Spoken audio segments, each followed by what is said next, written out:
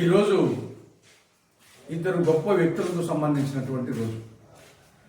ఒకరేమో స్వర్గీయ కొనిజేటి రోసయ్య గారు, మరొకరేమో స్వర్గీయ ఘంటసాల వెంకటేశ్వరరావు గారు. రోసయ్య గారికి సంబంధించి ఇది 4వ వర్ధంతి. రోసయ్య గారు రాజకీయ భీష్మాచార్యుడు, అజాత శత్రువు, గొప్ప ఆర్థికవేత్త, పరిపాలనా దక్షుడు, అసెంబ్లీ కేసరి. ఆయన అసలు శిష్యులు కాంగ్రెస్ వాది.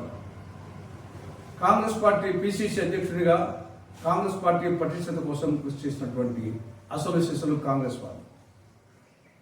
ఎమ్మెల్సీగా, ఎమ్మెల్యేగా, ఎంపీగా, రాష్ట్ర మంత్రిగా, ముఖ్యమంత్రిగా, తమిళనాడు, కర్ణాటక గవర్నర్గా ఏ పదవిలో ఉన్నా ఆ పదవికి అలంకారం తెచ్చినటువంటి వ్యక్తి స్వర్గీయ రోసయ్య గారు.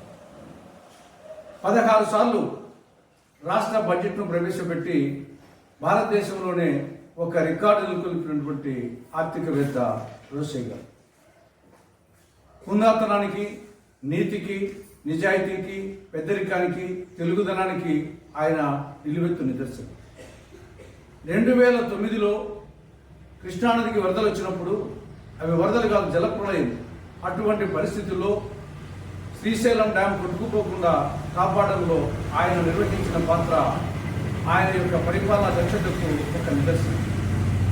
ఆయన అసెంబ్లీ కేసరిగా పేరుగాంచినప్పటికీ ఎవరిని కూడా బాధ పెట్టే విధంగా విమర్శించేవారు కాదు.